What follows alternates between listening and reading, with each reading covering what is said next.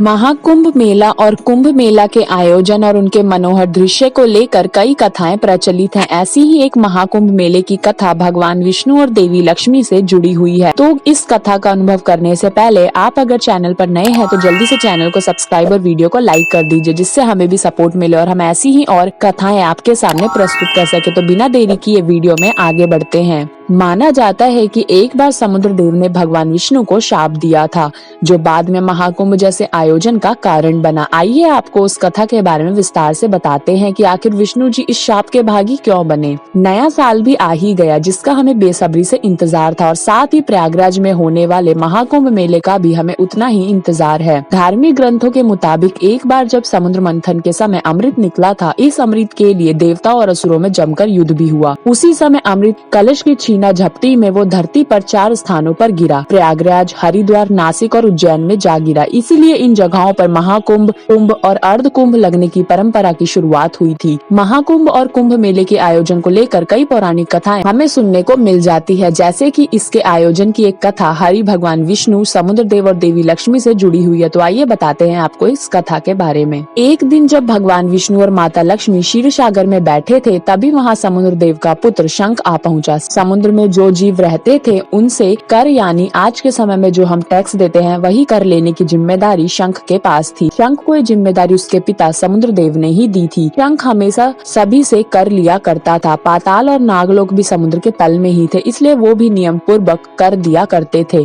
लेकिन एक बार शंख असुरों के षड्यंत्र में फंसकर भगवान विष्णु से कर लेने के लिए पहुंच गया। हुआ कुछ ऐसा कि असुरों ने भगवान विष्णु से कर लेने को लेकर शंख के कान भर दिए। असुरों ने कहा कि शंख, तुम सबसे कर लेते हो, लेकिन भगवान विष्णु और देवी लक्ष्मी से क्यों नहीं। असुरों ने शंख से कहा कि हम मानते हैं कि उन दोनों का निवास सागर में नहीं है, लेकिन वो ठीक तुम्हारे पिता समुद्र देव के राज्य के ऊपर ही तो निवास करते हैं। शंख असुरों की बात में आकर क्षीर सागर में जा पहुंचा और तभी भगवान विष्णु से कर मांगने लगा। उसने भगवान को बहुत अपशब्द कहे। उसने भगवान को कहा कि तुमने मेरे पिता का कर दबाया हुआ है। यह सुनकर भगवान ने कहा कि शंख, मैंने तुम्हारे किसी कर की चोरी नहीं की है। भगवान ने कहा कि शंख, अपने पिता से पहले नियमों की जानकारी ले लो। लेकिन शंख को असुरों ने अपनी बातों से बहुत बुरी तरह बहका दिया था। उसने श्री हरि की एक न सुनी। शंख ने भगवान से कहा, एक तो चोरी करते हो, ऊपर से मुझे ही कर की जानकारी लेने को बोल रहे हो। अब तुम मुझे नियम समझाओगे। इतना कहते हुए शंख ने माता देवी लक्ष्मी की ओर देखते हुए कह दिया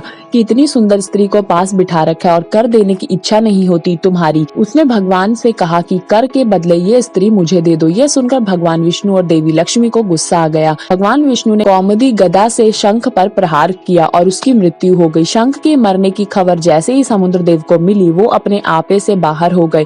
इसके बाद वो तुरंत क्षीर सागर पहुंचे और बिना भगवान विष्णु की बात सुने ने श्राप दे दिया। उन्होंने भगवान को श्राप दिया कि देवी लक्ष्मी की वजह से श्री हरि ने उनके पुत्र का वध किया है, इसलिए देवी लक्ष्मी उनसे बिछड़कर समुद्र में समा जाएगी। इसके बाद ही तुरंत देवी लक्ष्मी समुद्र में लुप्त हो गई। वही भगवान ने समुद्र देव से कई बार देवी लक्ष्मी को लौटा देने की गुजारिश की, लेकिन समुद्र देव ने श्री हरि की एक न सुनी। जब बाद में समुद्र देव ने भगवान विष्णु की एक न सुनी, तब श्री हरि ने देवों और असुरों के साथ मिलकर भोलेनाथ के आदेश से समुद्र मंथन किया। इस मंथन के दौरान समुद्र देव अपने कई अमूल्य रत्नों से भी हाथ धो बैठे। आखिर में उन्होंने हार मान ली और देवी लक्ष्मी और अमृत कलश को भेजा। फिर भगवान श्री हरि ने एक बार फिर देवी लक्ष्मी से शादी की थी। जो कलश समुद्र देव ने भेजा था उसमें अमृत था और उसी की वजह से देवताओं और असुरों में युद्ध हो गया। उस कलश के अमृत की 4 बूंद धरती पर प्रयागराज, हरिद्वार, नासिक और उज्जैन में गिरी। यही वो 4 जगह है जहाँ पर महाकुंभ, कुंभ, अर्धकुंभ मेला लगता है और यही वो कारण है जिसकी वजह से आज हम महाकुंभ, कुंभ और अर्धकुंभ मेले का आनंद उठा सकते हैं। वीडियो अच्छी लगी हो तो कमेंट में जरूर बताना। वीडियो को लाइक एंड चैनल को सब्सक्राइब किए बिना मत जाना। वीडियो को ज्यादा से ज्यादा शेयर करना और हम मिलेंगे किसी नेक्स्ट इंटरेस्टिंग टॉपिक के साथ। जब तक बने रहें आप हमारे साथ।